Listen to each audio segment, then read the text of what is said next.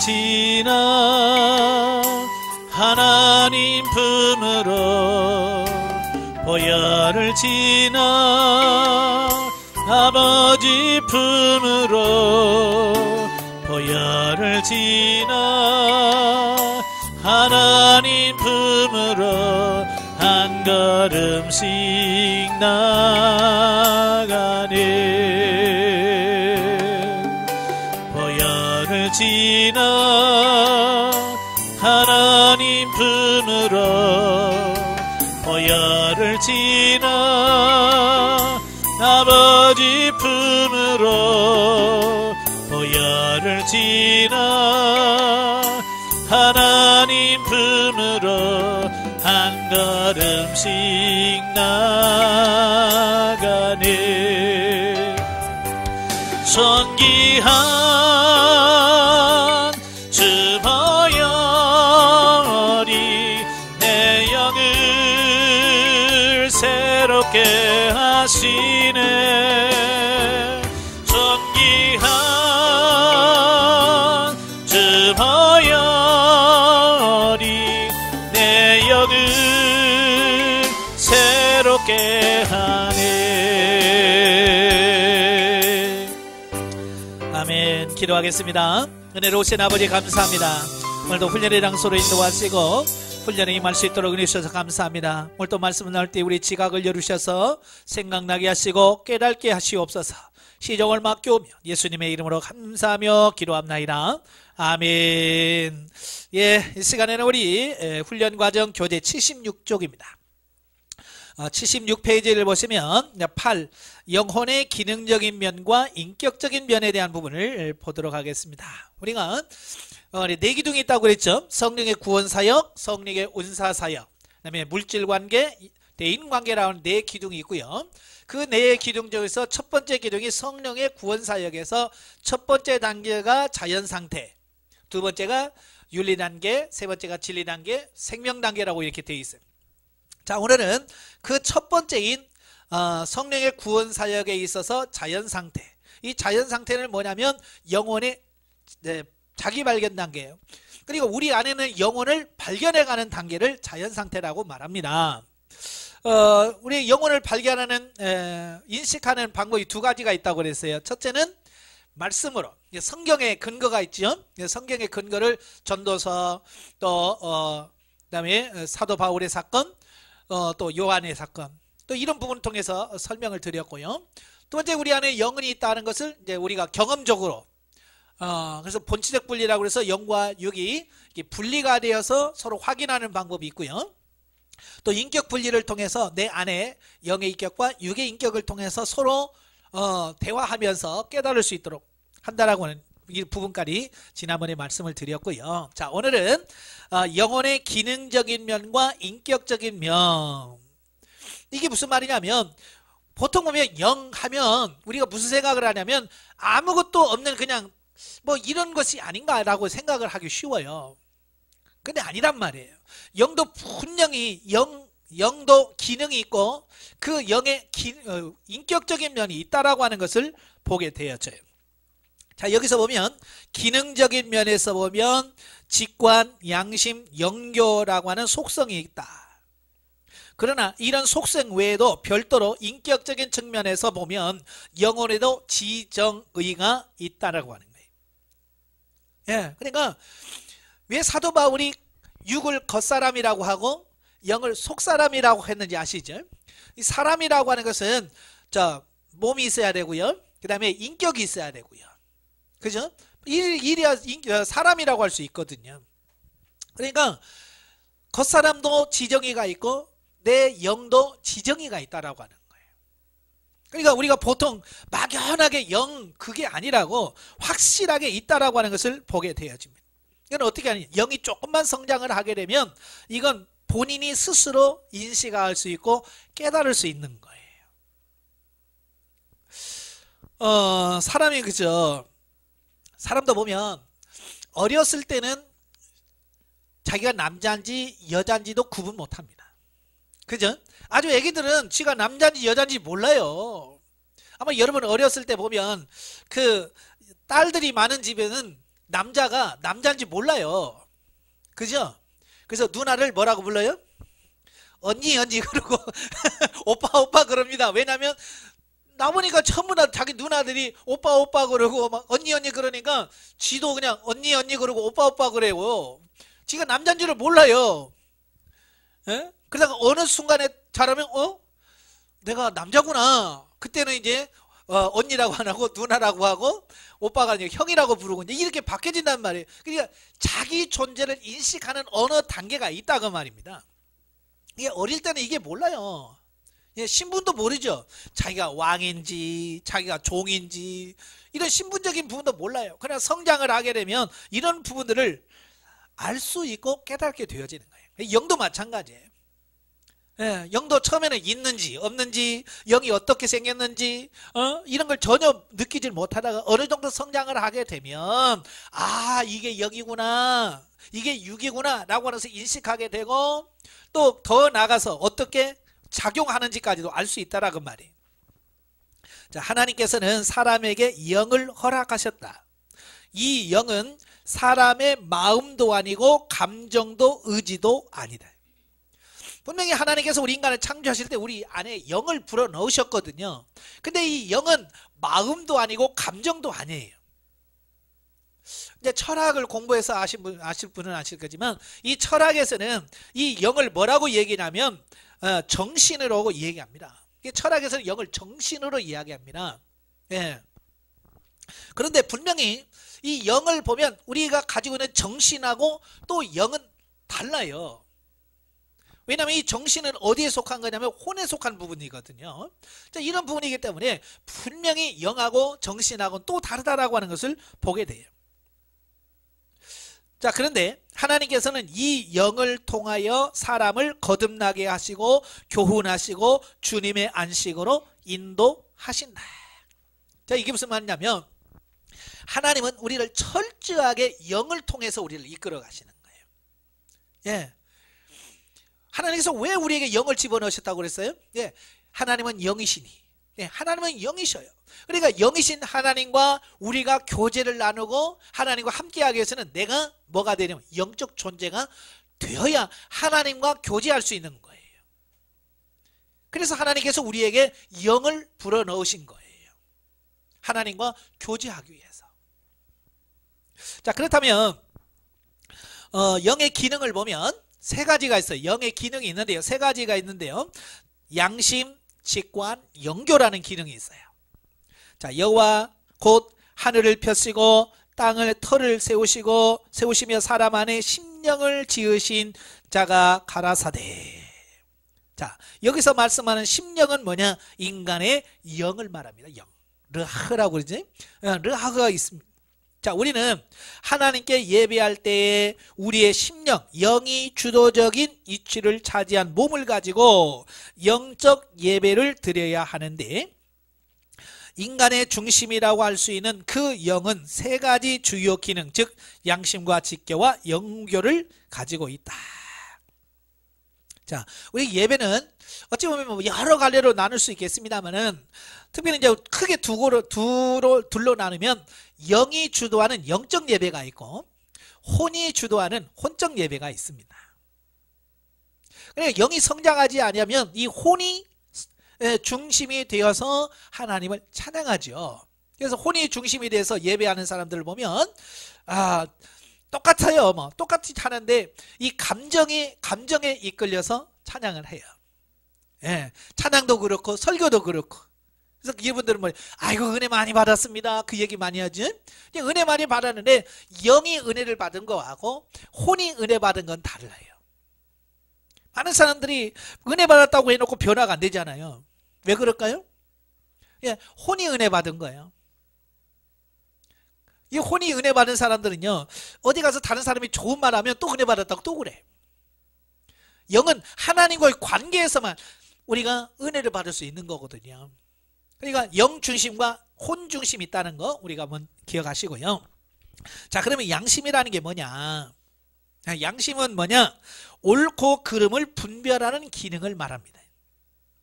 예, 하나님께서는 우리 사람에게 영을 불어넣으시고요. 그 영의 기능 가운데 하나가 뭐냐면 양심을 드러내는 하나님의 양심.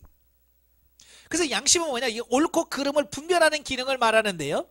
사람이 어떤 상황을 분별할 때는 자기의 지식의 힘을 빌어서 하는 것이 아니라 영의 직접적인 판단에 의해서 이루어진다. 이 양심의 일은 외부적인 것과는 별개로 독립적이고 직접적이며 고유한 영역이다. 그랬습니다. 그러니까 이 양심의 작용은 어떤 지식하고 관계가 없어요. 알고 모르고가 관계가 없어요. 그냥 이게 하나님의 뜻과 양심에서 어긋난다 그러면 양심에서 벌써 여기서 작동을 해버립니다. 내가 알든 모르든. 참 그게 신기한 거예요. 이게 하나님께서 이 양심을 통해서 우리를 선하게 살도록 하나님께서 말씀해 주시는 거예요.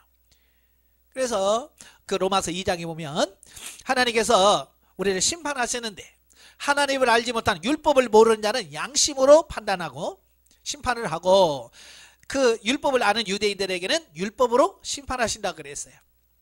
그래서 양심은 뭐냐? 하나님께서 우리에게 주신 율법. 그게 양심이에요. 그래서 하나님의 뜻에서 조금만 벗어나면 이 양심에서 신호를 보냅니다. 근데 문제는 뭐냐면 이 양심이 지금 이 세상에 살고 있는 사람들이 가지고 있는 양심은 완전한 양심이 아니라는 얘기예요. 에베소서는 뭐라고 그러냐면 화인 맞은 양심이라 그래서 화인 맞은 양심. 이 화인이라는 것은 불로 지져가지고 아예 감각이 없는 상태를 가리키는 거예요. 그러니까 보통 사람들은 이 양심에 감각이 없어요. 그냥 어지간한 것은 감각이 없어요. 그러니까 죄를 죄로 여기지 않고요. 도리어 죄를 즐깁니다. 왜? 양심이 마비되다 보니까 그렇게 되어지는 거예요. 그런데 이 영성훈련을 하게 되면요. 내 영이 성장을 하면서 이 양심적인 부분이 매우 민감하게 작동을 하게 돼야 돼요. 그래서 예전에는 죄를 죄로 여겨지지 않았던 부분들도 이 양심의 신호를 보내니까 빨리빨리 깨닫게 되어지는 이 부분을 보게 됩니다. 저도 예전에는 저도 나름대로 이제 도덕적 윤리적으로 살려고 많이 노력한 사람 중에 하나예요. 그래서 이제 휴지도 아무데도 안 버리죠. 예, 아무데도 안 버립니다. 휴지도 이제 호주머니에 집어넣었다가 꼭 어디 가면 꼭 이게 나오냐면 음침한 데 가면 있잖아요. 골목에 가면 꼭 그렇게 좀 골목에 가면 꼭 버리기 좋은 데 있잖아요. 또 다른 사람들이 이렇게 버리고 간대. 그런 데 가면요. 이상하게 거기 가면 나도 모르는 사이에 호주머니에 들어가서 나도 버리고 있더라고요. 그러니까 아무 데서는 안 버려. 아무 데서는 안 버리는데 항상 거기 가면 습관적으로 호주머니 들여가지고 거기다 이렇게 쓰레기 버리고, 예, 쓰레기통이 아닌데도 그러고 있더라고 말이에요. 그러면서 나는 아무 데나 안 버려. 나는 그래도 후미진 곳에 가서 버려. 나는 양심이 거기까지는 허락이 되는 거예요. 근데 영성훈련을 받고 어느 날 가다가 이제 습관적으로 이제 또 후미진 곳에 가니까 또 쓰레기가 쌓여 있더라고요. 그래서 나도 이제 버리려고 또 호주머니에 싹 넣는데 이 안에서 신호가 오는 거예요. 양심에서. 그 전까지만 해도 이 양심이 그냥 나는 이 정도는 나는 선해. 나는 이 정도는 괜찮아 라고 생각했었는데, 그러니까 그때는 이 신호가 아주 작아요. 그냥 양심의 가책도 안 받고 그냥 뭐 하고 했는데 영성훈련 받고 나니까 이 양심이 막 여기서 쿵쿵쿵 하는 게요. 커. 그래서 도무지 못 부리겠는 거야 이걸. 그래서 다시 호주머니 뺐다가 다시 집어넣어가지고 집에 와서 쓰레기 분리하고 이런 거예요. 그러니까 이게 아주 사소한 건데도 영성훈련을 통해서 영이 조금 성장하니까 양심이 그렇게 작용을 많이 하더라고 말이에요. 그래서 이 양심대로만 살아도 우리는 범죄하지 않습니다. 하나님의 뜻에서 벗어나지는 않아요. 근데 사람들은 양심이 작용을 해도 그 양심을 자꾸 뭐요? 예. 양심이 작용하지 않도록 자꾸 작용을 하여 무시해버리는 거예요. 그러면 양심을 내가 무시하면 무시할수록 이게 자꾸 무뎌집니다. 그래서 나중에는 그걸 죄라고 인식을 안 해버려요. 하도 많이 하면. 그러니까 우리도 그렇잖아요. 신호등도 잘 지키다가 하나 어기면 여기서 막 아이고 지나고 나서 쿵쿵쿵 하죠. 아이고 내가 신호를 어겼네 그러잖아요. 근데 신호등도 계속 막 우기고 막 이렇게 어기고 다니면 나중에는요 아무 감각이 없어요. 지나놓고도 뭐 자연스럽게 가버리는 거. 왜? 그건 그만큼 내가 신호를 무시하다 보니까 그 부분에 대한 양심이 무뎌져 버린 거예요. 우리도 그래. 살다 보면 다른 사람은 야야 그런데 뭐 그럴 수 있잖아요. 그런 적 있어요 없어요? 있어요. 그 부분은 뭐냐, 나는 그 부분에서 양심이 무뎌져 버린 거예요. 근데 다른 사람은 그 부분에서는 아직 무뎌지지 않은 사람은 야 안 되지 그렇게 말할 수 있다는 거예요. 그 양심의 차이 때문에 그런 부분들이 많이 차이가 나는데, 그것은 뭐냐, 평소에 양심을 얼마나 내가 잘 따르느냐, 양심에 잘 따르느냐, 아니면 양심을 얼마나 따르지 않았느냐에 따라서 그 차이가 있다라고 하는 것을 보게 돼요. 어쨌든 이 영의 기능 중에 양심이 있는데 이제 점점점 여러분 훈련 받으면 이 양심의 기능이 활발하게 작용해서 이제 먼저 하나님의 뜻이냐 아니냐라고 딱 물으려고 할 때 양심이 먼저 여기 안에서 벌써 말해줍니다. 그래서 하나님의 뜻에 좀 벗어나고 싶으면 이 안에서 벌써 콩쾅 하면서 신호를 딱 보내줘 버려요. 그러니까 알 수가 있고 깨달아지는 거예요. 자, 두 번째가 뭐냐, 직관이라고 하는 거예요. 77페이지 보면 직관인데요. 직관은 뭐냐면 영적인 것을 감지하는 능력을 말합니다. 쉽게 말하면 영의 감각기관이에요. 영의. 야, 우리도 이제 손에 모든 감각이 있잖아요. 그죠? 그래서 그런 거 만지면 이거 부드럽네, 딱딱하네, 차갑네, 뜨고. 왜냐면 감각이 살아있기 때문에 그걸 분별하죠. 마찬가지로 영이, 직관이라는 것은 영의 감각을 느끼는 겁니다. 그래서 하나님이 지금 함께 하시네, 하나님이 여기 보고 계시네, 이걸 느낄 수 있는 어떤 영적인 것을 감지할 수 있는 기능을 말합니다. 사람도 이 감각이 예민한 사람이 있고 둔한 사람이 있죠. 그죠? 바로 이 직관도, 직관이 많이 개발이 된 사람이 있고 개발이 안 된 사람이 있어요. 그래서 보면 직관은 외부의 영향과 전혀 무관함이에요. 양심도 마찬가지, 외부 상황과 전혀 관계가 없어요. 무관한 거예요. 그냥 영에서 그냥 신호를 보내주는 거예요. 그래서 여기 보면 직접 보아지고 깨달아지는 능력을 말한다. 자, 여기 영의 직관을 경험하다 보면 제가 전에도 말씀드렸죠. 말이 아닌데 들려져요. 말이 아닌데 들려지고, 글이 아닌데 읽혀지고, 뭐 꿈도 아닌데 보여지는 거예요. 이게 참 뭐라고 어떻게 표현할 수 없는데요. 이거 그냥 보여지고 들려지고 알려져. 근데 이게 글씨도 아니고 이거 뭣도 아니고 그런데도 그냥 알아져 버리는 거예요. 아시겠죠? 이걸 굳이 비슷한 게, 이 직관하고 비슷한 것을 굳이 따지라고 하면 여성들이 가지고 있는 직감이라고 하는 게 있죠. 그죠? 여성들이 직감이 매우 발달되어 있어요. 그래서 남편들을 완전 잡지요. 그렇죠? 이 직감이 굉장히 빠른 사람들은요, 그냥 남편 딱 들으면 내놔. 뭘 내놔. 어떻게 알아서 그거 다 내놓잖아요. 그건 뭐냐면 보여주는 게 아니에요. 뭐 호주머니에 돈 있는 거, 누가 받은 거, 이거 몰라. 모르는데도 그냥 여기서 그냥 알아져 버리는 거야. 그러니까 누굴 속이려고 이렇게 나와버리죠. 바로 그와 비슷한 거예요. 보여지는 것도 아니고 누가 나한테 알려준 것도 아닌데도 그냥 본능적으로 알아져 버리는 거예요. 아시겠죠? 그래서 영의 직관이 열리면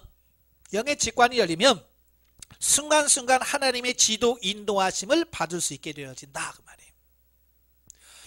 그러니까 영의 직관이 열리면 이런 거예요. 순간 뭘 해야 될 때 그냥 여기서 알아져 버리는 거예요. 이렇게 돼야 된다, 이렇게 착착 알아져 버리니까 하나님께서 그렇게 하기를 원하시는구나 해서 따라가고 순종할 수 있게 되지. 어떤 이런 부분들을 보게 됩니다. 그러니까 이 직관이 열려져야 돼요. 그러니까 혼의 지능, 감정, 의지의 도움이 없이 우리에게 직접 전해지는 지식은 대개 직관으로부터 오는 것이다. 저도 이제 그런 경우를 많이 하거든요. 예를 들어서 이런 거예요. 갑자기 전화벨이 딱 울려요. 전화벨이 딱 울리는 그 순간 아직 전화도 안 받았어요. 전화도 안 받는, 아 이건 누구 전화인데 어떤 문제다, 이게 그냥 내가 생각도 안 했는데 그냥 알아줘 버리는 거예요. 그런 경험이 있어요, 없어요? 자, 있죠. 가끔 이제 그런 거 있어요. 영의 직관을 통해서 그냥 알아줘 버리는 거예요. 저 같은 경우는 이제 누가 이제 전화해서 목사님 언제 저희 교회에 오셔서 좀 설교 좀 해주세요. 자, 그러잖아요. 자, 설교 부탁을 받잖아요. 설교 부탁 받고 아, 네 그래요? 하는데 그 전화 받고 네 알았어요 라고 하는데 벌써 그 전화 받고 있는 그 사이에 본문과 말씀과 어떻게 설교해야 되는 이걸 말씀해 주셔요. 그 뭐 내가 이거 어디 가서 뭘 해야 되지? 설교를 뭘 해야 되지? 뭐 하나님 뭐예요? 라고 묻지 않았는데도 불구하고 아, 몇 월 며칠 날 몇 시요? 라고 하는데 벌써 주셔요. 그러면 바로 본문은요 어디고요? 제목은 이거고요. 이렇게 하면 됩니다. 바로 말씀해 줄 때가 있거든요. 이 영의 직관을 통해서 바로바로 이렇게 알게 하시는 이런 경우가 있어요. 또 신방 갔을 때도 마찬가지고요. 신방 갔을 때 미리 신방 가기 전에 아, 저 집에 무슨 말씀을 전해야 되지, 무슨 찬송을 전해야지, 그게 아니라 그냥 가요. 그냥 가서 아버지 하면 그 아버지를 하는 부르는 그 순간에 그 가정에 어떤 말씀을 전해야 되며 어떤 찬송을 드려야 되는지를 알게 하시는 이 직관이 굉장히 중요한 거죠. 예, 그래서 이것은 계속해서 이 영의 기능들은 계속해서 우리가 활용을 하면 그만큼 더 잘 활용할 수 있는 이 부분들이 되어지는 거예요. 자, 그 다음에 이제 영교라고 하는데 영교. 영교는 하나님과 영적 교제를 나누는 기능을 말합니다. 네, 아까도 말씀드렸지만 하나님과 교제가 이루어지는 것은 혼에서 이루어지는 게 아니에요. 예, 혼에서 이루어지는 것도 아니고 우리의 영, 속사람을 통해서만 이루어진다 그 말입니다. 예, 그래서 전에도 말씀드렸죠. 영적 삶이 시작되려면 영이 중생해야 된다. 그렇죠? 왜? 영을 통해서 이루어지는, 영이 죽어 있으면 감각이 없잖아요. 최소한 영적 삶을 살려면 첫 번째가 영이 중생을 해야 돼. 거듭나야 돼. 그래야 그 거듭난 영이 하나님을 향해서 가고요. 그 영도 성장하면서 그 영적인 부분들이 점점 개발이 되어지는 이런 부분들을 보게 되어져요. 자, 물론 하나님께 예배하는 것은 정한 날에 정한 의식 절차를 거쳐서 하는 것을 포함한다. 그러나 신령과 진정으로 드려지는 예배는 오히려 우리의 삶 속에서 하나님 앞에 영적으로 옳은 행실을 보임으로 헌신과 희생을 동반한 제물의 개념으로 영적 예배를 드려야 할 것을 의미합니다. 자, 여기서 이제 우리가 이제 예배를 이제 크게 두 가지로 나눌 수가 있어요. 하나는 뭐냐, 공적 예배라는 공예배. 우리가 이제 공예배라고 하는 것은 교회에서 주일날 11시, 뭐 주일 오후 몇 시, 수요일 몇 시, 금요일 몇 시라고 이렇게 딱 시간을 정해놓고 같이 모여서 드리는 예배를 우리가 공예배라고 그래요. 대부분의 사람들은 이 공예배만을 예배라고 우리가 이야기하고 하는데요. 그 예배도 물론 중요합니다. 무시할 수는 없어요. 그러나 더 중요한 게 뭐냐면 삶의 예배예요. 내 삶의 현장에서 하나님과 동행하면서 살아가는 그 삶이 곧 예배다. 예배는 뭡니까? 하나님 앞에서 사는 삶이 예배거든요. 그러니까 우리 한국교회가 지금 문제가 되는 게 바로 그런 거거든요. 공예배는 어느 정도 돼요. 물론 지금도 뭐 가나안 성도라고 해서 안 나가, 거꾸로 하면 가나안, 거꾸로 하면 안 나가 성도 있잖아요. 교회 안 나가는 성도들 있어요. 하나님은 알아, 예수도 믿어요. 그런데 교회는 안 나가는 성도들이 있거든요. 이건 뭐냐, 공예배의 필요성을 못 느끼는 분들이에요. 이 공예배도 굉장히 중요합니다. 교회가 존재하는 이유는 단순한 설교만 듣기 위해서 교회가 있는 건 아니에요. 그 예배 중에 설교라고 하는 부분이 있는 거지요. 그죠? 예배 속에는 친교와 교제와 성도의 거룩한 공예와 성도가 서로 교제하는 것과 이게 다 예배소 안에 들어가 있는 거예요. 그러니까 집에서 인터넷으로 혼자 예배 드리고 이건 예배가 아니에요. 어찌 보면 그건 예배가 아니에요. 하나님 이렇게 모여서 같이 예배 드리는 이 부분이 필요한 거예요. 요즘에는 또 뭐 1인 교회라고 해가지고 혼자 집에서 이제 1인 교회에서 하는 게 있어요. 사실은 교회는 혼자 하는 교회가 안 됩니다. 아시겠죠? 왜냐하면 교회라고 하는 말 자체가 에클레시아라고 하는 말이잖아요. 에클레시아라고 하는 것은 뭐냐면 하나님께서 구원하여 불러낸 무리, 회중이 곧 교회거든요. 그러니까 이 건물이 교회가 아니라 어찌 보면 교회는 예배당이고, 교회는 뭐냐, 지금 여기 모여있는 이 우리 사람, 이게 교회거든요. 그러니까 모여야 교회가 돼. 그러니까 모이려고 하니까 장소가 필요한 거고, 마음껏 예배하려고 하다 보니까 건물이 필요한 거고, 이제 그렇게 되어지는 거예요. 그러니까 혼자면 교회가 아니에요. 아시겠죠? 최소한 2명 내지 3명이 모여야 돼. 그래야 그걸 교회라고 할 수 있는 거예요. 예. 그래서 하여간 공예배도 중요하고, 더 중요한 것은 삶의 예배, 삶의 현장에서 하나님과 동행하는 그 삶이 이루어져야 돼요. 우리 지금 한국교회가 공예배는 굉장히 강조합니다. 그런데 삶의 예배를 말하지 않아요. 그래서 기독교인들을 이중적이라고 많이 욕하잖아요. 왜냐하면 교회 안에서의 삶과 교회 밖의 삶이 너무 다른 거예요. 교회만 오면 갑자기 천사가 돼요. 그죠? 할렐루야, 안녕하세요. 근데 교회 밖에 오면 야, 그러잖아요. 이게 문제가 되는 거예요. 특별히 이 어린 자녀들이 그런 것 때문에 갈등하는 거예요. 그게 뭐냐? 교회에서는 천사야. 어지간히 잘못해도 그냥 용서해줘. 근데 교회 밖에 가면 또 일로 와봐. 그래서 혼내니까 이 아이들이 성장하면서 도대체 교회에서 웃는 엄마가 진짜 엄마인가? 아니면 집에 오면 막 화내고 하는 이게 진짜 엄마인가? 이게 막 헷갈려 하는 거예요. 이중적인, 어렸을 때부터 이중적 인격이 형성이 되어지는 거예요. 그러니까 성장에서도 이중적이 되죠. 그래서 교회 가서는 자기 부모가 하는 것처럼 아주 착하게.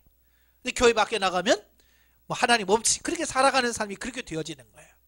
그래서 이 교회 안에서의 삶과 교회 밖의 삶이 일치되도록 하셔야 돼요. 그걸 저와 여러분들이 힘쓰셔야 돼요. 예? 그래서 보통 보면 교회를 막 성전이라고 해서 막 교회 와서는 거룩해야 되고 막 그렇게 가르치신 분들 보면 한번 고민을 해보셔야 돼요. 물론 그런 부분이 없는 건 아니지만 교회 밖에서의 삶도 역시 동일하다. 그걸 꼭 가르쳐 주셔야 됩니다. 예. 이 세 가지 양심, 직관, 영교가 있고요. 이거 기능이고요. 그 다음에 이제 인격, 영의 인격적인 부분을 봅니다. 자, 영의 인격을 보면 지성, 감정, 의지를 인격의 3요소라고 그러죠. 그래서 혼에는 지성, 감정, 의지가 있습니다. 그러면 영도 똑같아요. 영도 인격이거든요. 한 인격을 가지고 있기 때문에 영의 지성과 감정과 의지가 따로 있다는 거예요. 육의 인격과 전혀 다른. 자, 영혼은 독자적인 지성, 감정, 의지의 인격 요소를 가지고 있다. 이걸 가장 잘 보여준 말씀이 누가복음 16장 19절 31절 부자와 거지 나사로 이야기에서 분명하게 우리에게 보여주고 있는 말씀이에요. 그러니까 누가복음 16장을 보면 영의 상태 또 영의 기능을 아주 잘 표현해주고 있어요. 거기 보면 보지요, 말하지요, 듣지요, 또 생각도 하지요. 자기 형제들에 대한 사랑하는 마음도 거기서 있잖아요. 예? 아브라함이요 죽은 나사로를 사는 집으로 보내서 내 5 형제들을 이걸 모르니까 가서 이곳에 오지 않도록 해주세요 라고 하잖아요. 그죠? 그건 뭘 말합니까? 감정이 있다는 얘기예요. 사랑하는 감정. 예. 동생들이 이곳에 오지 않았으면 좋겠다고 하는 그런 감정 분명히 있어요.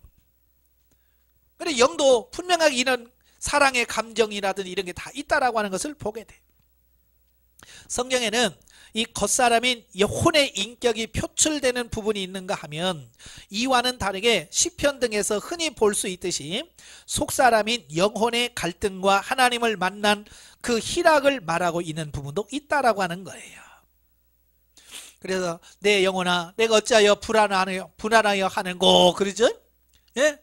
그 다음에 내 영이 하나님을 기뻐 찬양한다 그런 표현들이 있어요.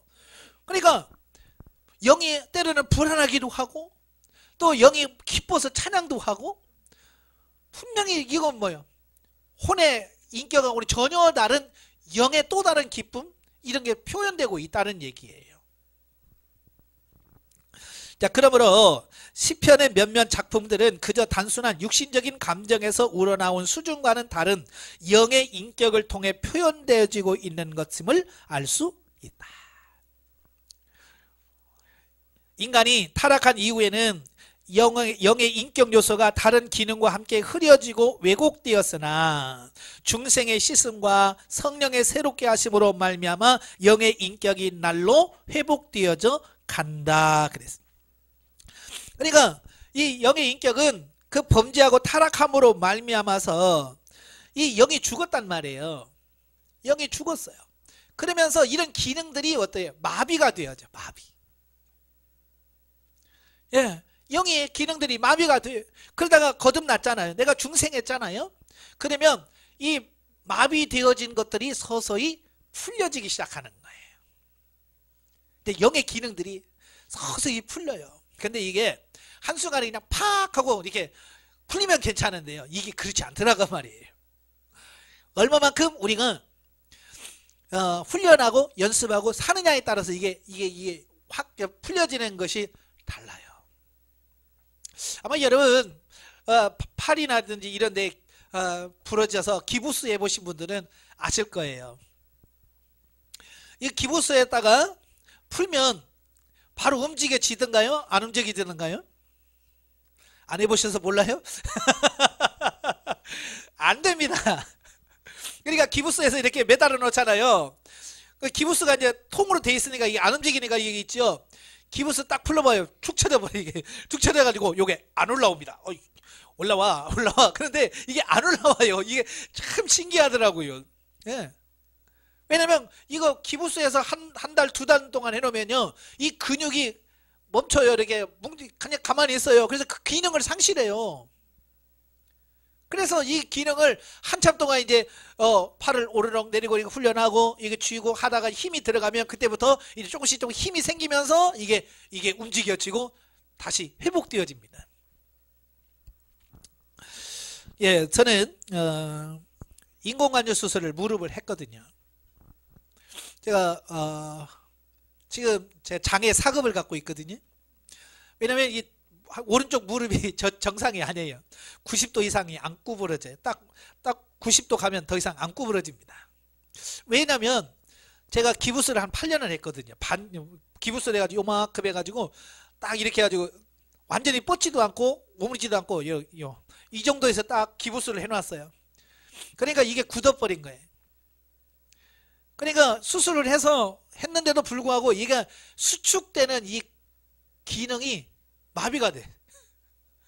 근육이 이렇게 쭉 오므라들어야 되잖아요. 근데 워낙 오랫동안 이렇게 뻗고 있으니까 이 수축하는 이 기능이 상실해가지고 요만큼밖에 안 돼. 90도까지 오고 더 이상 안 와. 아무리 눌러도 아프기만 하지 구부러지지 않아요. 꼭 막대기를 딱 받쳐놓은 것처럼 안 움직여요. 자, 재활을 통해서 그래도 많이 된 거예요. 그래서 자동차 운전은 하는데 자전거는 못합니다. 이게 구부러져야 자전거 페달을 돌리는데 이게 올라오게 구부러지질 않으니까 이게 페달이 올라오면 이게 다리가 안 오므러져요. 예, 그래서 자전거를 페달을 못 밟아요. 그리고 제가 수술하면서 여러 사람들을 보니까 그래요. 이 인공관절 수술하면 반드시 수술하고 나서 재활훈련을 해요. 재활훈련하는데 재활훈련을 얼마나 내가 열심히 하느냐에 따라서 이 움직이는 각도가 달라져 버려요. 참 그게 그러니까 수술에서는 완벽하게 이렇게 구부러지게 만들어요. 예, 수술하면 딱 해서 구부러지는데요. 수술하고 나서 딱 여기서 기부스를 잠깐 해놓거든요. 2, 3일 해요.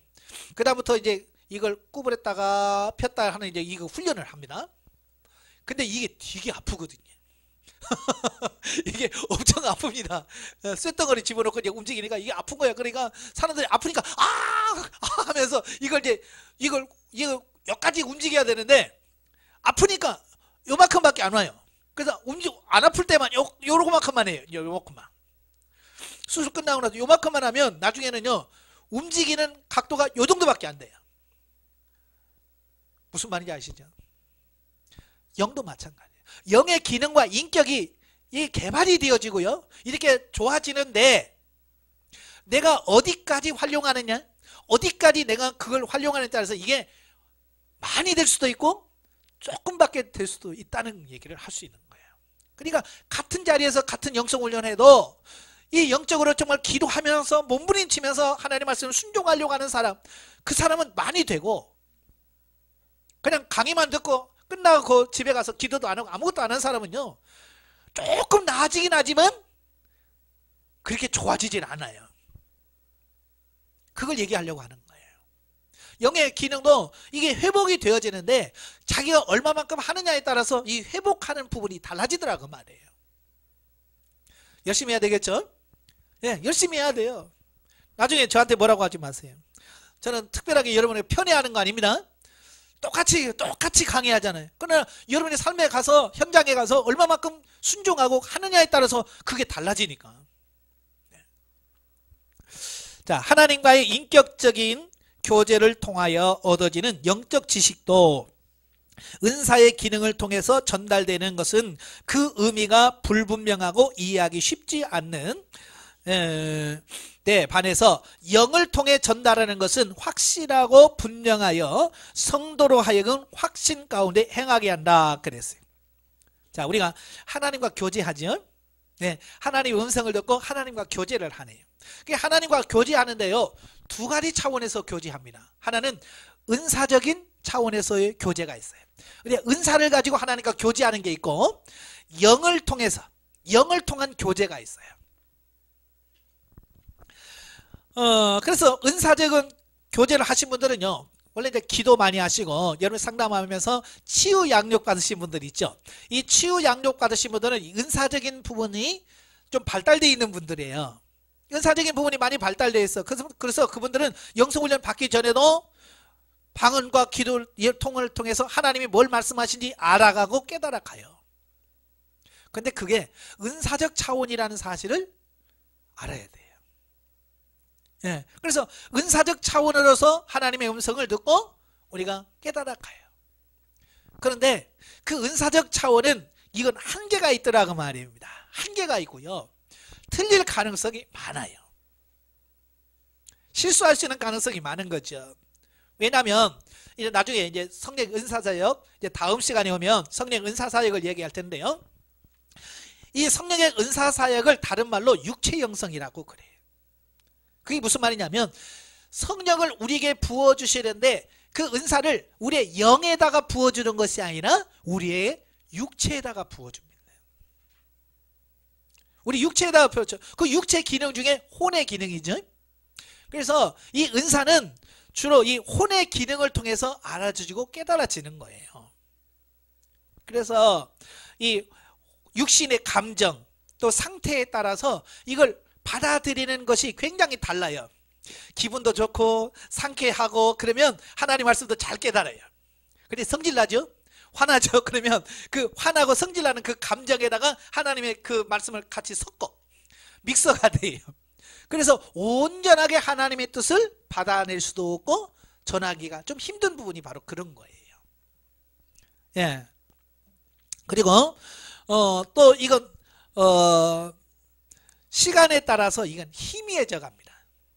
우리 혼의 기억이라고 하는 것은 이게 한계를 갖고 있잖아요. 시간이 지나면 기억력이 흐려질 수밖에 없는 거예요. 그러니까 은사를 통해서 깨달아서서 아멘 해놓고도 시간이 지나면 이게 긴가? 이게 정말 하나님께서 말씀하신 건가? 라고 헷갈릴 정도로 희미해져 가요. 제가 처음 영성훈련 받으면서 막 6시간씩 기도하고 하고 3시간 최소한 3시간씩 기도하니까요. 문제가 뭐냐면 처음에 기도할 때 막 시작할 때 하나님께서 막 제게 깨달음을 주잖아요. 그죠? 그럼 막 할렐루야 아멘 하면서 감사합니다 그러잖아요. 근데 이 2시간 지나고 3시간 정도 되면요 얘가 기억을 못해요. 아까 하나님께서 내게 뭐라고 말씀하셨는데 그게 이건가? 2시간 3시간 지나면요 이게 기억력이 흐리해져 가지고요. 하나님께서 분명히 내가 이렇게 뭐라고 말씀하신 것 같은데 그렇게 되어지더라고요. 그게 은사의 한계점이에요. 그래서 그 다음부터는 제가 기도하면서 이 기도 노트를 하나님 딱 앞에다 놓고 쓰기 시작했어요. 기도하면서 하나님께서 감동 주면 바로 그 노트에다 막 썼어요. 예. 왜냐면 내 감동은 바뀌어도 이 글대로 기록해 놓은 건 안 바뀌잖아요. 그죠? 그래서 기도하면서 하나님께서 감동 주고 깨달아지면 막 썼어요. 쓰고 나중에 기도 끝나고 나서 싹 이렇게 보면 그게 기억이 나고, 아, 이랬구나. 이건 이렇게 하면 되네. 이걸 이렇게 처리하면 되네. 라고 기억력이 되더라고요. 예. 그런데 영을 통한 교제는요, 이거 그럴 필요가 없어요. 왜냐하면 너무 선명하고 너무 깨끗하고 너무 명확하고 이게 새겨진다고 할 거예요. 팍 새겨져 버려요. 그래서 시간이 지나도 이게 잊어버리질 않아요. 그 감정 그대로예요. 그러니까 5년 전에서도 5년 전 그 사건 딱 하면 그 느낌, 그 감정, 그게 확 지금도 그대로 와요.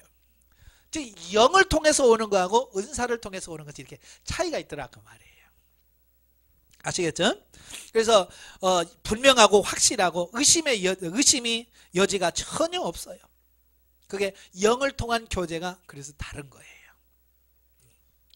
그러니까 은사를 통해서 하신 분들은 보면 가끔 이랬다 저랬다 하신 분들이 많거든요. 이렇게 하라고 그랬다가 아닌가? 이렇게 다음에 또 가서 보면 이렇게. 그래서 이 일관성이 없어요. 예, 그러신 분들 많이 볼 거예요. 예, 제가 아는 분도 그래요. 그분은 이제 은사가 좀 강하신데요. 그 시간 따라 이게 틀려요. 이게 무슨 말이냐면 이런 거예요. 아까도 설교했잖아요. 그래서 이번에 오셔서 이렇게 강의하시죠. 말씀 좀 전해주세요. 본문하고 제목 주세요 하고 주부에다 써놓잖아요. 알려준 대로 썼어요. 그러면 와가지고 하는 소리가 뭐예요? 기도하다 보니까 하나님께서 본문을 바꾸라고 해서 또 이렇게 본문을 바꾸는데요. 자, 본문 바꾸고 제목 바꾸고. 이런 분 보셨어요? 안 보셨어요? 차라리 그런 말 하지 말든지. 꼭 설교하기 전에 꼭 그런 말씀 하시는 분이 있거든요. 예. 그 뭐냐면 은사적 차원에서 머물기 때문에 그 감정에 따라서 이게 바뀌어져요. 예. 그런 분들은 신임하지 마세요. 예. 믿을 사람이 안 돼요. 왜? 그 사람 감정에 따라서 언제든지 바뀔 수 있는 분들이거든요. 자, 그 밑에 보시면 내 속사람으로는 하나님의 법을 즐거워하되 내 지체 속에 한 다른 법이 내 마음의 법과 싸워 내 지체 속에 있는 죄의 법 아래로 나를 사로잡아 오는 것을 보는도다. 그런즉 내 자신이 마음으로는 하나님의 법을 육신으로는 죄의 법을 섬기노라. 로마서 7장 22절부터 25절 말씀이에요. 이건 사도 바울의 간증입니다. 자기가 경험한 것을 그대로 얘기한 거예요. 자, 이게 바로 저와 여러분이 고민해야 될 영과 육의 갈등 고민을 말합니다. 사도 바울도 분명히 거듭나고 중생에서 사도로서 일하잖아요. 그런데 문제는 뭐냐면 사도 바울 자신도 뭐냐면 내가 원하는 바 선은 행치 아니하고 내가 원치 않은 바 악은 행하노도다 그러는 거예요. 이 사도 바울이 고민하는 게 뭐냐면 아니 나는 이렇게 하나님의 뜻대로 말씀대로 살고 싶은데 왜 안 사라지는 부분이 있지? 이제 그것 때문에 고민하는 거예요. 여러분도 그거죠? 예? 기도하면서 이렇게 살아야지. 그런데 결과는 그렇게 안 산단 말이에요. 예, 그게 많이 나타나는. 그래서 사도 바울이 그런 갈등을 통해서 깨달아진 게 뭐냐면 아하, 내 안에는 두 인격이 있구나. 두 사람이 있는 거야. 겉사람과 속사람이 있는 거야. 그러니까 내가 원하는 바, 이 속사람이 하나님의 뜻대로 말씀대로 살고 싶은 이 속사람이 있어. 그래서 막 하나님의 뜻대로 말씀대로 살고 싶은데 또 다른 이 겉사람이 그걸 싫어하는 거야. 예. 이제 여러분 이제 영과 육의 갈등을 경험하면서요. 이걸 여러분 이제 피부로 느낄 거예요. 왜 사도 바울이 로마서 8장에서 왜 육신은 하나님과 원수가 된다고 하는지 이론이 아니라 실제로 여러분이 느끼게 된다니까요. 왜냐하면 영은 막 하나님을 향해서 가고 싶은데 육은요 계속 뭐냐면 뭐라고 표현할까요? 해코지 한다고 할까요? 아니면 브레이크를 밟는다고 할까요? 자, 이런 거예요. 예를 들어서 이런 거예요. 내 영은 기도하고 싶어. 그래서 아버지 나 기도하고 싶어요 해서 기도 자리로 가요.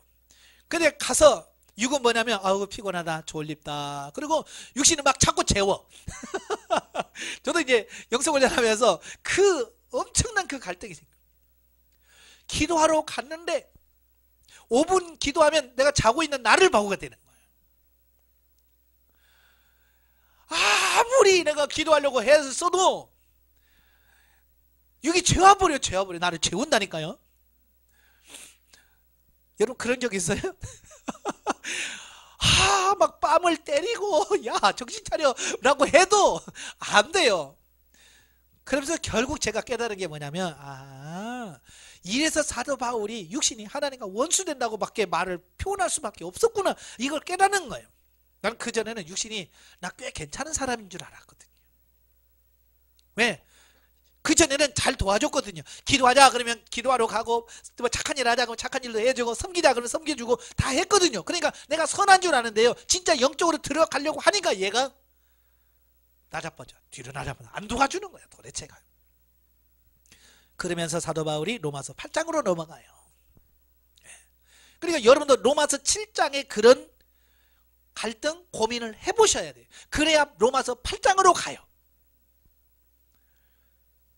그래서 로마서 8장 12절 13절은 육신에 대해서 육신으로 살지 마라. 육신으로 살면 반드시 죽는다. 그러나 영으로서 몸의 행실을 죽이면 산다. 그게 로마서 7장에 그 막 몸부림을 치는 거야. 오라 나는 공고한 사람이로다. 누가 이 사망의 몸에서 나를 구원해내랴 막 하면서 탄식하면서 사도 바울은 막 하나님 앞에 막 몸부림치는 거야. 말씀대로 살려고. 이런 몸부림이 여러분 안에 있어야 돼요. 그냥 가만히 있는데 사라지는 게 절대로 아닙니다. 몸부림을 쳐야 돼요. 기도 안 될 때 기도하려고 몸부림도 쳐보고, 순종 안 될 때 순종하려고 몸부림도 쳐보고, 그런 몸부림을 통해서 실제가 되어지는 거예요. 그 다음에 9번 자유의지와 영성의 함수관계. 자, 인간의 자유의지는 영성과 불가분의 함수관계를 갖고 있다. 하나님께서는 인간을 수동적으로 움직이는 생명 없는 기계장치로 창조하지 아니하시고 인간 스스로 자기의 일에 대하여 결정할 수 있는 주권을 허락하셨대. 그러니까 하나님께서 우리 인간에게만 특별히 준, 다른 피조물에게 주지 않는 두 가지가 있어요. 첫째는 영, 두 번째로는 자유의지예요. 자기가 스스로 결정하고 판단해서 행동에 옮길 수 있는 자유의지를 주셨다는 거예요. 그렇게 하신 것은 뭐냐면 기계적으로 하나님을 섬기는 것을 하나님께 원치 아니하시고 자기 스스로가 여기서 결정하고 판단해서 자원해서 하나님을 섬기고 하나님이 일하도록 하기 위해서 하나님께 그렇게 하신 거예요. 예. 그래서 이 자유의지를 통해서 어떻게 할 거냐, 이게 중요한 거예요. 다시 말하면 앞서 말한 바와 같이 인간은 자유의지가 있어서 자기의 뜻을 스스로 펼치고 행사할 수도 있다. 따라서 인간은 하나님의 뜻을 따를 수도 있으며 하나님을 대적하고 사단의 뜻을 따를 수도 있는데, 이게 중요한 거예요. 이 자유의지에 의해서 내가 하나님의 뜻을 따를 수도 있고 사단의 뜻을 따를 수도 있다는 얘기예요. 그게 창세기 3장에 나오는 거예요. 선악을 알게 하는 열매를 먹지 마라. 하나님께서 말씀하셨죠. 이제 아담과 하와는 결정해야 돼요. 하나님 말씀을 듣고 안 따먹을 것인지, 사단의 유혹을 받아서 따먹을 것인지, 이 결정을 누가 해야 돼요? 아담과 하와가 하는 거예요. 자유의지를 가지고. 그런데 불행하게도 그 자유의지를 잘못 활용해서 먹지 말라고 한 것을 따먹는 그 결정을 선택하게 돼요. 그래서 우리 인류가 이렇게 범죄하고 타락하게 되고 오늘날 이와 같이 고생하게 되는 우리 모습을 보게 되는 거예요. 이 순간의 선택이 이렇게 좌우하는 거예요. 아시겠죠? 예, 그래서 여러분도 마찬가지예요. 우리는 순간순간 우리는 이 갈등에 있는 거예요. 그래서 우리는 성령의 소욕을 따를 수도 있고 육체의 소욕을 따를 수도 있는 거예요. 중요한 것은 그 선택의 결과를 책임져야 된다는 거예요. 그냥 선택만 하고 뭐 결과를 책임지는 게 아니라 내가 그걸 선택했으면 거기에 대한 책임도 반드시 뒤따른다라고 하는 거예요. 그래서 신중하게 하셔야 돼요. 그런데 우리 인간은 영의 기능뿐만 아니라 이 모든 기능들이 지금 정상이 아니에요. 아시겠죠? 타락이 있기 때문에 정상이 아닌 거예요. 그래서 우리의 선택이 옳은 것 같지만 옳은 것이 아니고 내가 지금 맞다고 생각하는데 그게 맞는 게 아닐 경우가 너무 많은 거예요. 그래서 묻고 행하라고 하는 이유가 바로 그거예요. 지금 내 선택이 잘못될 수 있는 거예요. 그래서 하나님 이걸 선택할까요? 이걸 선택하는 것이 하나님의 뜻입니까? 라고 하나님께 묻고 주님께서 말씀하시도록 순종하자는 거예요. 그게 뭐냐? 우리가 이 자유의지에서 선택을 할 때 잘못된 선택을 하지 않는 지름길이 그거예요. 묻고 행하라는 거예요. 근데 인간들은 죄 질 때 물어요, 안 물어요? 물으면 죄 안 짓죠. 안 묻고 하면 꼭 죄를 짓는 거예요. 아담과 하와가 한 번만 하나님께 물었으면, 그렇잖아요? 뱀이 와가지고 이거 먹어라, 너 하나님처럼 된다 그럴 때 하와가 하나님, 얘 말이 맞아요? 한 번만 물었으면 하나님께서 뭐라고 했겠어요? 내가 너한테 뭐라고 했느냐? 먹지 말라고 했지? 말씀해 주셨을 거예요. 근데 안 물은 거예요. 그렇게 하나님의 마음에 들었던 다윗도 마찬가지예요. 바세바 범할 때 하나님 이 여자하고 잘까요? 만약에 물었으면 하나님께서 뭐라고 했겠어요? 이놈 새끼 조용히 해. 그랬을 거예요, 분명히. 근데 죄질 때는 말없이 묻지 않는다고 말이에요. 여러분도 그렇잖아요. 그죠? 죄질 때는 꼭 말없이죠. 묻지 않고.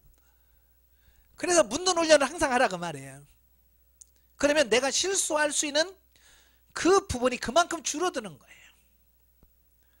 그래서 하나님 음성이 안 들려도 하나님 어떻게 할까요? 라고 한번 물으면서 묻는 그 자체만으로도 우리는 엄청난 유익을 얻는 거예요. 아시겠죠? 그래서 늘 하나님께 주님 이건 어떻게 해요? 이건 어떻게 합니까? 라고 자꾸 물으라고 말하는 이유가 바로 거기 있는 거예요. 예. 자, 사람은 혼의 작용을 통해서 자신의 존재를 인식하는데 보통의 경우에는 혼을 자의식이라고 말하기도 한다. 그러나 자의식은 혼에서 파생된 것으로서 엄밀히 말해서 혼과 자의식은 같은 것이라고 볼 수는 없다. 이제 앞으로 이제 여러분 자아라는 말을 많이 들을 거예요. 자아. 이 자아라고 하는 것은 뭐냐면 내가 세상에 태어나서 여러 가지 경험하고 체험하면서 경험한 모든 것들을 총 집결해 놓은 어떤 자의식 또는 자인식을 말합니다. 보통 이걸 나라고 여기는 거예요. 나. 그러니까 여러분도 마찬가지죠. 지금 여러분이 행동하는 모든 것들은 이 자아에 의해서 결정이 이루어져요. 자, 옷 입는 거 다 다르죠? 왜냐하면 어렸을 때부터 옷 입는 걸 통해서 형성되어진 자아가 있어요. 옷에 대한 자아. 그래서 나는 이런 옷 안 입어, 이런 색깔 안 입어, 그런 게 있어요. 그래서 여러분 집에 가서 옷 한번 쭉 보세요. 예. 그래서 옷이 딱 보면 그 사람의 옷에 대한 자아가 쫙 보여요. 예. 또 머리 스타일도 마찬가지예요. 근데 이걸 쉽게 바꿔요, 안 바꿔요? 안 바꿔요. 진짜 안 바꾼다고요. 머리 긴 사람 자르라고 하면 막 죽으라고 울어. 저희 딸도 어렸을 때 머리를 계속 길렀거든요. 그러다가 싹둑 한번 잘랐더니 막 울어. 왜냐하면 그건 어렸을 때 자라면서 늘 자기는 머리 긴 것만 늘 경험하고 체험하기 때문에 나는 머리가 길어야 된다는 어떤 자아가 형성된 거예요. 어렸지만. 근데 그거 너무 막 그러니까 자르자 해서 자르니까 편하긴 하지만 자기가 갑자기 머리가 짱 잘려드니까 자아가 완전히 막 혼돈시키는 거예요. 그러니까 막 울고 그러잖아요. 예? 쉽게 안 바꿔요, 이걸. 여러분도 이 훈련의 장소 오지요? 한번 오면 그 자리만 앉죠? 뭐 전세 냈어요? 아니죠. 근데 희한한 것은 딱 그 자리만 앉죠. 전세 낸 것도 아닌데도. 그게 뭐냐면 이 자아가 그렇게 와서 처음에 왔을 때 그래 이 자리가 내 편해라고 이미 이 자아가 형성이 된 거예요. 그래서 다른 자리에 앉으면 같은데도 이상하게 집중이 안 되거든요. 그 옆자리만 앉아도 이 집중이 안 돼요. 그러니까 꼭 그 자리만, 이게 뭐냐, 자아가 그렇게 형성이 돼서 그러는 거예요. 이게 쉽게 안 바뀐다 그 말이에요. 자, 이 자는 어디서 이루어지냐면 혼의 기능에서 나와요. 혼의 기능. 그렇다고 해서 혼과 자아가 같은 거냐? 아니에요. 이 자는 혼의 기능 안에서 나오는 거지만 혼이 자는 아니라고 하는 거예요. 자, 우리가 보면 이렇게 보면 돼요. 여러분, 컴퓨터가 있잖아요. 컴퓨터 본체가 있고 프로그램이 있어요. 그죠? 컴퓨터 본체와 프로그램이, 어쨌든 본체가 있어야 프로그램이 작동을 하잖아요. 그죠? 그런데 프로그램이 컴퓨터는 아니잖아요. 그죠? 컴퓨터라고 하는 그 혼이라고 하는 기능 안에 프로그램이 들어가 있는 거예요. 그러니까 혼이라고 하는 틀 속에 자아가 들어가 있는 거예요. 예, 그 말이에요. 그래서 사람은 세상에 태어나면서부터 세상에 길들여지고 궁극적으로 파쇄되어야 할 왜곡된 자아의식을 형성하면서 살아가고 있다. 그러니까 여러분들은 지금 파쇄되어야 될 자아를 가지고 다 가지고 있어요. 예, 잘못되어진, 왜곡되어진. 그러니까 내가 옳다라고 생각한 것이 다 옳을까요? 아닐까요?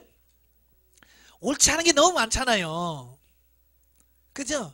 전혀 다른 성경과 비성경적인 자아를 가지고 있는 사람도 있어요. 왜냐하면 그 사람은 그렇게 자라면서 살아면서 그 형성되는 자아가 그렇게 형성되어 있기 때문에 그렇다 그 말이에요. 그러니까 외부 다른 종교, 기독교가 아닌 다른 종교 생활 하다가 전도를 받아서 기독교로 들어오잖아요. 기독교로 오면 이 자아를 완전히 깨트리고 교회 안으로 들어와야 되는데, 문제는 뭐냐면 그 종교에서 가지고 있던 자아를 그대로 가지고 교회 온단 말이에요. 그러니까 교회에 와가지고 성경을 봐도 형성된 자아로 이 성경을 봐요. 그러니까 왜곡되어진 성경을 해석을 할 수밖에 없는 거야. 그러니까 우리가 지금 저는 문제가 되는 게 기복신앙이거든요. 기복신앙. 어떤 사람, 뭐가 그렇게 문제가 되냐라고 말하지만 이 기복신앙은 이 옛날부터 샤머니즘에서 온 거거든요. 그렇죠? 샤머니즘 안에 이미 기복신앙이 그 샤머니즘이거든요. 복 달라고 피는 게 그 샤머니즘이거든요. 그게 지금 우리나라 역사 속에 쭉 내려오면서 형성되어지고, 민족성이라고 하는 그 민족성 안에 그 성향 기질이 우리 안에 있는 거예요. 교회에 와서도 역시 그 기질이 그대로 나타납니다. 그래서 봉사할 때도 복 받으려고 하고, 기도할 때도 복 받으려고 하고, 헌금할 때도 복 받으려고 헌금하고, 모든 걸 하고, 또 그걸 이용해서 여러분 복 받으려면 헌금하세요, 복 받으려면 뭐 하세요, 이렇게 또 강단에서 그렇게 말한단 말이에요. 이게 뭐냐, 옛 자아가 깨져야 되는데 이게 깨지지 않고 그냥 기독교라고 하는 옷으로 갈아입어서 그래요. 이걸 깨트려야 돼요. 아시겠죠? 그래서 하나님께서는 이걸 깨트린단 말이에요. 근데 이 자아도 자기가 경험하고 체험한 것에서만 형성이 될 수 있는 거예요. 자아가. 그러니까 가정 형편 따라서 달라집니다. 얼마 전에 어느 분이 저한테 상담을 왔어요. 상담을 왔는데 무슨 얘기 하냐면, 이 고아로 자란 사람이에요. 고아로 자란 사람. 나면서 일찍이 부모님이 돌아가셔가지고 친척집에 살다가 결국 이제 고아원에 가서 산 사람이에요. 그러니까 이 고아로 살다 보니까 아버지라고 하는 개념, 엄마라는 개념이 없어요, 이 안에. 그리고 가족이라고 하는 개념이, 자아가 형성이 안 돼요. 그래, 고아원에서 그냥 주는 밥 먹고 막 이런 거 거기서 막 눈치하면서 생존하는 그런 것만 하는 거예요. 그러니까 삶 속에서 그 생존하는 것은 하는데, 결혼을 해서 가족을 꾸렸는데도 불구하고 아버지 역할 모르지, 부부 역할 모르지, 가정이 뭔지를 모르는 거야. 그러니까 기분 나쁘면 집 나가고 자기 기분 감정에 따라서 막 하는 거예요. 왜? 어렸을부터 이 가정이라고 하는 이 자아가 이 형성이 안 된 거예요. 그러니까 그럴 수밖에 없는 거예요. 그걸 어떻게 하면 좋으냐? 나한테 그걸 어떻게 하면 좋으냐라고 상담이 왔어요. 그 사람은 어쩔 수가 없다. 왜냐면 그 자아 속에 그런 개념이 없으니까 그럴 수밖에 없다. 그래서 첫째는 내가 이해를 해야 되고, 아, 저 사람은 저렇구나, 먼저 이해를 해야 되겠고, 이제 그런 자아를 형성하도록 하나님께 기도하면서 하면 이제 그 사람이 어떤 경험들을 통해서 아, 이게 잘못되었네 라고 해서 인식하고 바꿀 수 있도록 하나님께서 역사하신다 그 말이에요. 근데 우리는 내가 바꾸려고 한단 말이죠. 그죠? 그래서 당신 잘못했어 이러지 마 그러면 그 사람 뭐요? 그런 개념이 없기 때문에 왜 나를 힘들게 해? 이렇게 해서 싸움이 일어나는 거예요. 계속 이해를 못하니까. 그래서 이 자아가 굉장히 중요합니다. 그 자아가 어떻게 형성이 되느냐에 따라서 사람들이 달라요. 그래서 부부가 이렇게 서로 대립할 수 있는 것도, 왜냐면 서로 자아가 따로 형성이 됐잖아요. 그죠? 여성은 그 친정집에서 지금까지 살면서 나름대로 생활하면서 나름대로 자아가 형성이 되어 있고, 또 남자는 남자대로 자기 집안에서 형성된 자아가 있단 말이에요. 이게 좀 비슷하면 괜찮은데 이게 정반대일 수가 있단 말이에요. 그죠? 그래서 서로 이제 뭐라고 하냐면 당신 바꿔라. 너 바꿔. 이렇게 되어지면 이제 이것도 부딪히는 거죠. 왜? 내가 뭐가 문제인데. 왜냐면 자기가 봤을 때는 그게 옳거든요. 왜? 그렇게 자아가 형성이 되어 있기 때문에 자기가 보면 자기는 항상 옳은 거예요. 이게 옳다고 생각해서 하지만 상대방은 그게 잘못됐다니까. 그러니까 부딪힐 수밖에 없는 거예요. 아시겠죠? 그래서 여러분이 가지고 있는 자아부터 먼저 깨트리셔야 돼요. 아시겠죠? 그러니까 내가 갖고 있는 내 생각이 다 옳아라고 하는 그 가치관부터 내려놓으셔야 돼요. 나도 틀릴 수 있어. 나도 잘못됐어. 나도 왜곡되어진 거야 라고 하는 것을 인식하라고 하나님 이 자아를 깨트려 주세요. 자아 파쇄. 그래서 워치만이가 자아 파쇄와 영의 해방이라는 부분이 있어요. 이 자아가 깨져야 내 안에는 영이 자유로울 수가 있어요. 이 자아가 큰 틀을 형성해서 이 영을 꽉 싸고 있어요. 이 영을 꼼짝 못하도록. 그러니까 이 영이 숨을 쉴 수가 없는 거야. 그래서 이 자아가 탁 하고 깨져야 그 깨진 틈 사이로 자아가 영이 나올 수 있는 그 부분이 생기는 거예요. 그래서 자아 파쇄와 영의 해방이라고 하는 그 워치만이가 쓴 책을 한번 읽어보십시오. 예, 그 중요한 거예요. 근데 이 자아는 자기 마음대로 깨고 싶다고 해서 깨면 얼마나 좋겠어요. 근데 쉽지 않더라고 말이에요. 그리고 이 자아는 이 세상 교육에서는 자아를 강화시킵니다. 자꾸. 예. 그래서 세상 교육에서는 자아 실현 또는 자아 이런 거 자아 발견이란 이런 미끼로 막 이런 걸 해요. 그래서 요즘에는 개성이라고 하는 부분을 많이 강조하죠. 그래서 예전에는 개성이 없었어요. 일괄적으로 교복 입어, 머리 잘라. 옛날에는 다 그랬다고요.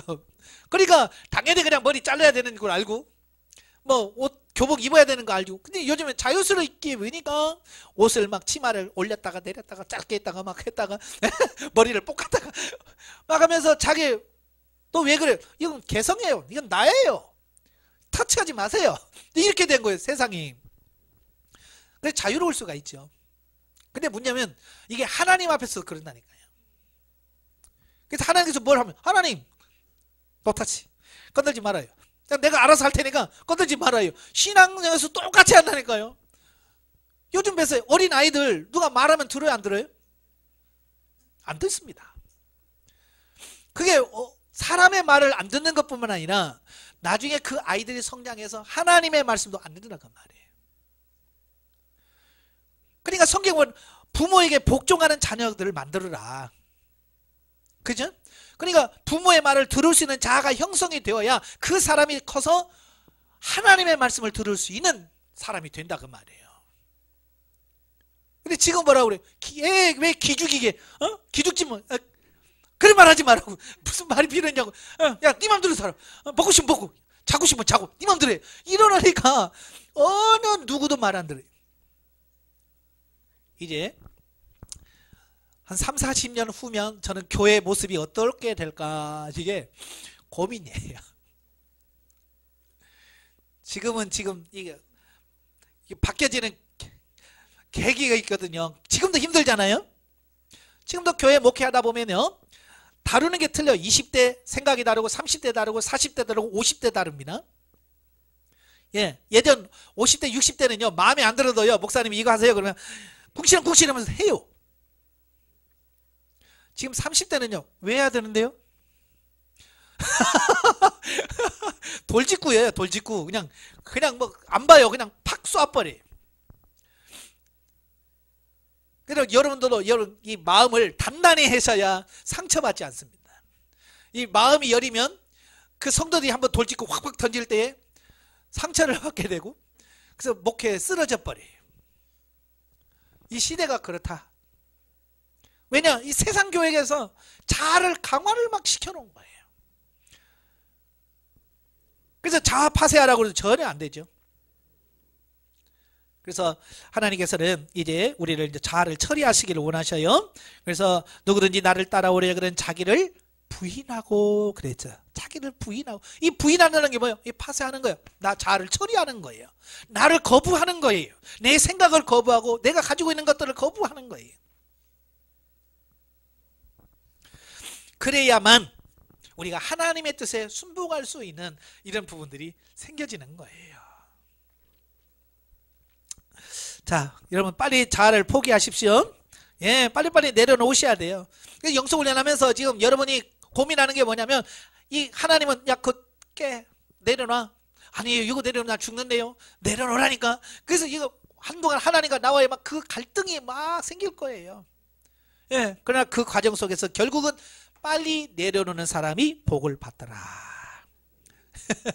빨리 내려놓는 게 복이에요. 그러니까 아버지 알았어요. 내려놓으면 다 내려놓을게요. 예, 주님이 내려놓으면 다 내려놓겠습니다. 이렇게 해서 빨리빨리 내려놓아야 빨리빨리 바뀌어서 내가 새로워져서 하나님의 쓰임 받을 수 있는 건데, 우리는 또 고집이 또 뭐 보통 센 게 아니잖아요. 하나님 앞에서 죽어도 안 돼요. 그런데 하나님 앞에서 죽어도 안 됩니다. 이러니 뭐 하나님 어떡하겠어요. 예? 때로는 훈련시키려고 목회지 너 내려놔 그럴 수 있거든요. 예? 저도 목회지 몇 번 내려놨어요. 예? 그러면서 나를 내려놓는 훈련을 하게 하시는 거예요. 그래서 여러분도 훈련을 잘 하시길 바랍니다. 그래야만 결국 내 영을 통해서 하나님의 일할 수 있기 때문에 그렇다 그 말입니다.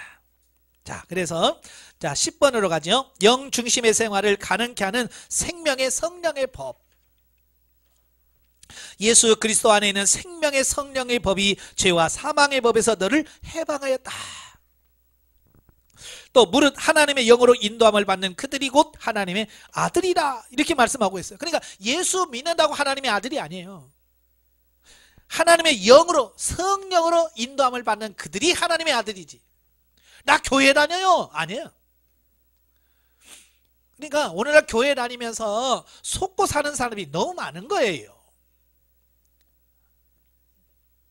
자, 이 말씀은 생명의 성령의 법이 우리들을 죄와 사망의 법에서 해방하였다고 선포하고 있어요. 자, 이게 중요한 거예요. 어떻게 그게 가능하지? 어떻게 자아가 파쇄되고 어떻게 깨지지? 자, 이게 중요한 건데, 자, 세상에는 이 상해법과 하해법이 있어요. 우리가 이제 우리 삼심제도라고 그랬잖아요. 지방법원, 고등법원, 대법원이라고 할 수 있어요.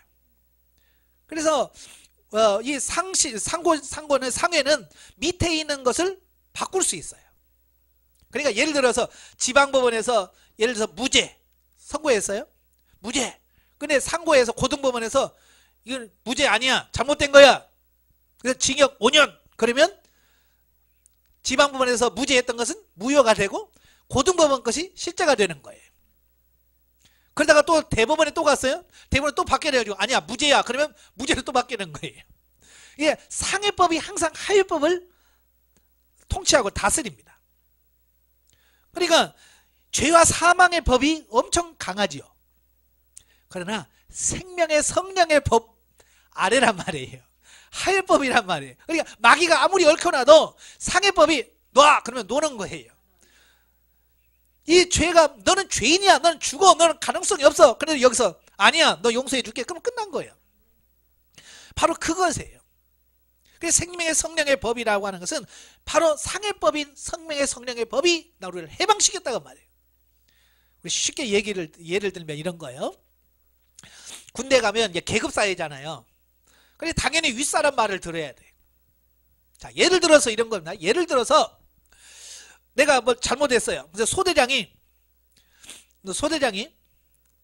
너 이거 잘못했으니까 너 여기서 손 들고 벌서. 그래서 손 들고 벌 쓰고 있었어요.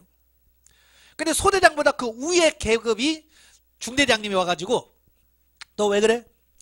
예, 이만저만 잘못해서 소대장님이 벌 쓰고 있으라서 손 들고 있습니다. 그래? 야, 내려 가. 그러면 없어지는 거야. 소대장이 뭐라고 했어도 왜? 소대장보다 위에 사람이 그걸 해제시켰거든요. 근데 밑에 있는 사람은 안 돼. 이게 법이에요. 예, 소대장이 했는데 예를 들어서 분대장이 와가지고 너 왜 그러냐? 이랬어요. 그래, 너 내려라. 내가 책임질게. 안 돼요. 왜? 계급적으로 소대장보다 분대장이 낮기 때문에 안 돼요. 그걸 해방시킬 수가 없어. 그러나 그보다도 높은 사람은 없을 수 있다는 얘기예요. 하나님의 능력 아래 하나님보다 높은 게 어디 있어요? 그래서 이 자아팟에도 가능한 게 뭐냐? 하나님이 최고의 능력을 가지고 계시고 하나님께서 불가능이었기 때문에 그게 가능하다 그 말입니다. 그래서 우리도 변화될 수 있고 우리도 새로워질 수 있는 거예요. 만약에 하나님이 능력이 없어서 마귀 밑에라 그러면 안 돼. 변화될 수가 없어. 그렇지만 하나님 외에 없잖아요. 그래서 생명의 성령의 법이 우리들을 죄와 사망의 법에서 해방하였다라고 선포하고 있는 거예요. 근데 문제는 뭐냐? 해방시켰는데 해방될 줄 모르는 사람들이 문제예요. 이미 우리 죄와 사망에서 해방이 됐는데도 이 해방됐다는 사실을 모른다고 말이에요. 여전히 죄의 종노를 하고 있고 마귀가 시키면 막 따라서 하고 사단이 뭐라고 하면 막 벌벌벌 떠는 사람이 있어요. 지금 신앙생활 하면서도 그래. 심지어 목회자들도 귀신 들린 사람 막 두려워 떨어. 이미 하나님께서 해방시켰는데 왜 떨 게 뭐 있어?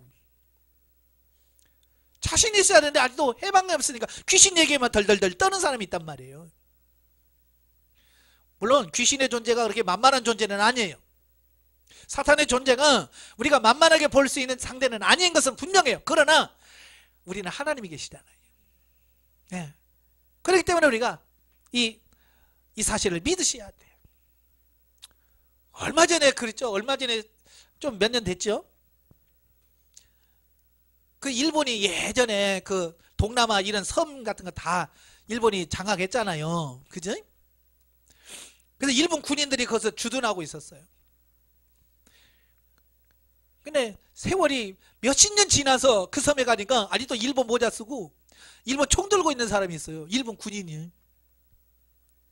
일본 군인데 섬에 외딴 섬에 혼자 있다 보니까 해방됐는지 전쟁이 끝난지를 모르는 거야. 이 사람은 아직도 일본군 전쟁하는 줄 알고 지금도 일본 총 들고 있단 말이에요. 그게 기사로 나온 적이 있어요. 바로 오늘날 신앙생활하는 사람 그런 사람이 있다니까요. 아직도 마귀의 종인 줄 알고 마귀가 시키면 꼼짝 못하고 하는 사람이 많이 있다니까요. 해방됐습니다. 해방됐어요. 네. 대부분의 신자들이 신앙생활을 육신 중심으로 하고 있으면서도 그것이 신령한 줄로 착각하고 있다. 이게 진짜 문제예요. 그러니까 내가 육신 중심으로 살고 있다라고 알면 되는데 착각하고 있는 거예요.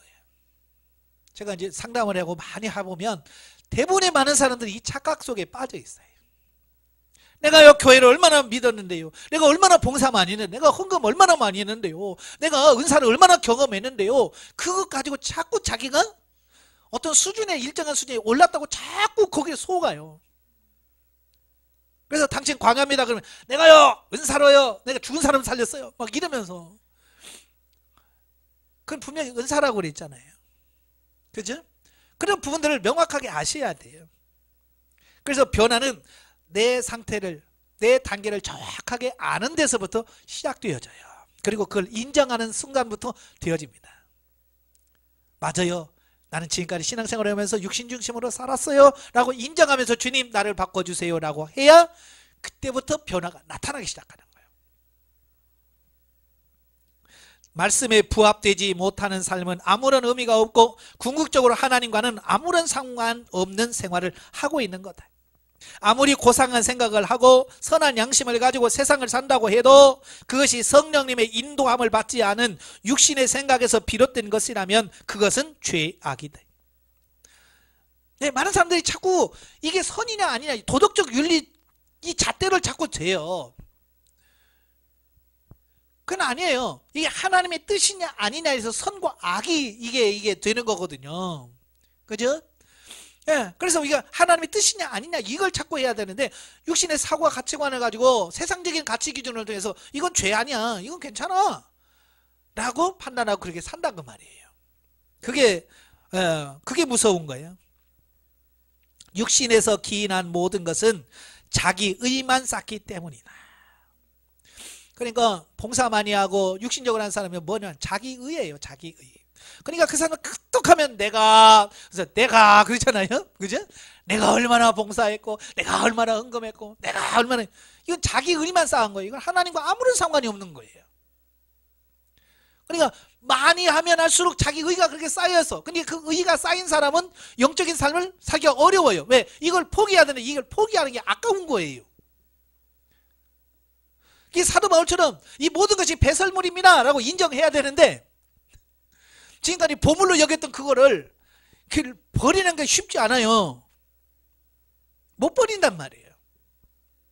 그래서 끝까지 그걸만 붙들고 있는 거야. 그래서 이걸 빨리 내려놓으셔야 돼요. 아시겠죠? 네, 과거에 여러분이 뭘 했든 그건 그리 중요한 게 아니에요.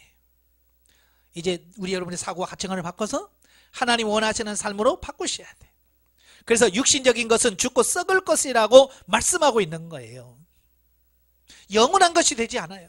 그래서 요한복음 3장 6절에 보면 육으로 난 것은 육이요 영으로 말미암는 것만 영이라. 이미 씨앗 때부터 이건 결정되어진 거예요. 어느 정도 자라다가 결정되는 게 아니에요.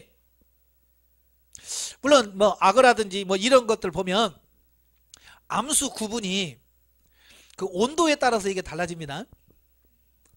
그 알을 낳잖아요. 알을 낳으면 그 알을 낳고 묻어놔요. 그러면 온도가 높으면 뭐 수컷이 되고 낮으면 암컷이 되고 뭐 그런 경우가 있어요. 예. 그렇지만 대부분은 뭐냐면 이미 결정이 된 거예요. 씨앗도. 우리 사람도 뱃속에서 어느 정도 자라다가 남자로 되고 여자로 되는 게 아니잖아요. 이미 그 씨가 들어갔을 때 이미 남자와 여자로 결정이 돼버리는 거예요. 그러니까 이미 우리는 뭘 하기 전에 이건 영이 이미 결정이 돼버린 거예요. 아시겠죠? 그러니까 육신적인 것은 아무리 거기다가 뭘 꾸며놓고 뭘 영에다가 덧발라도 이건 육인 거예요. 영으로부터 해야 영이 된다. 이거부터 하셔야 돼요. 이걸 인식하고 가기까지가 꽤 시간이 걸립니다. 왜냐하면 지금까지 우리가 오래동안 해왔던 습관들이 있잖아요. 이 관습 이게 우리를 사로잡아요. 예. 그래서 그걸 내려놓으셔야 됩니다. 육으로 난 것은 육이요 영으로 말미암는 건 영이라고 분명히 말씀하고 있어요. 자, 그리스도인의 삶은 분명한 변화의 과정을 필요로 한다. 그 변화 속에 개입하는 것이 뭐냐? 생명의 성령의 법이다. 생명의 성령의 법은 육신 중심의 사고와 행동을 영 중심으로 돌려놓는 중요한 역할을 한다. 그 법 안에서 그리스도인들은 성령님의 음성을 듣고, 예, 바로 이 성령의 생명의 성령의 법 안에서 우리가 그리스도의 음성을 성령님의 음성을 듣습니다. 또한 그분의 지도와 인도를 함을 받아 살아가게 되어요. 그 안에 들어가야 돼. 그런데 이 삶은 하루아침에 완성되는 것이 아니다. 우리가 갈등하는 게 그런 거예요.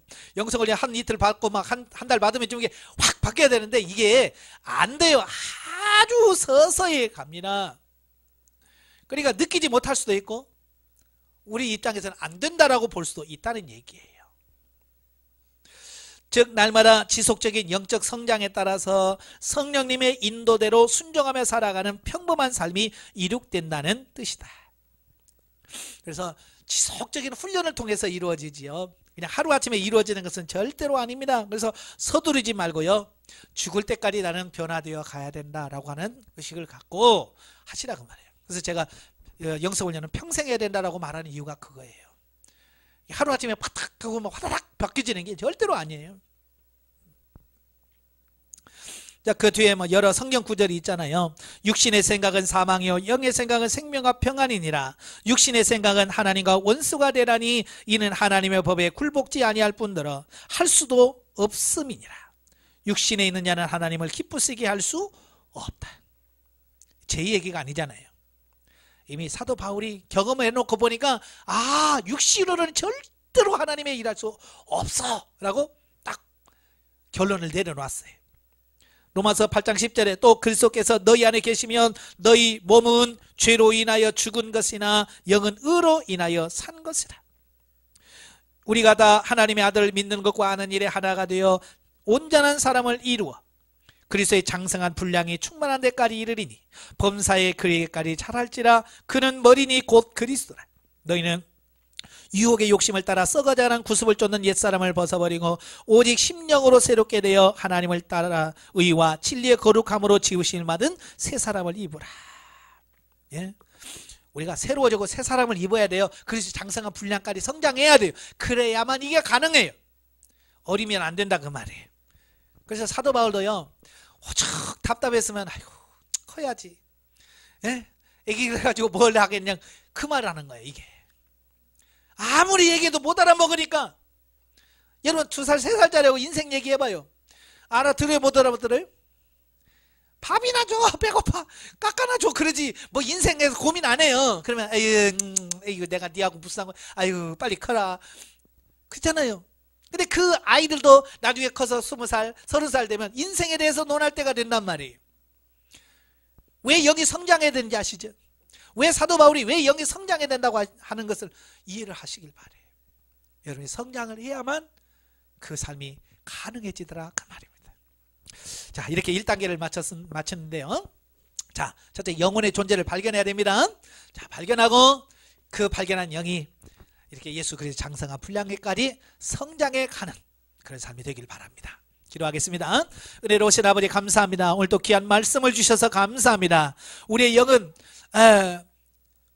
살아있고 정말 한 사람으로서 여러 가지 기능과 여러 가지 또 인격적인 요소들을 다 갖추고 있다고 봅니다. 또한 우리 자아가 파쇄되어져야만이 영이 하나님과 관계를 맺을 수 있다고 말씀합니다.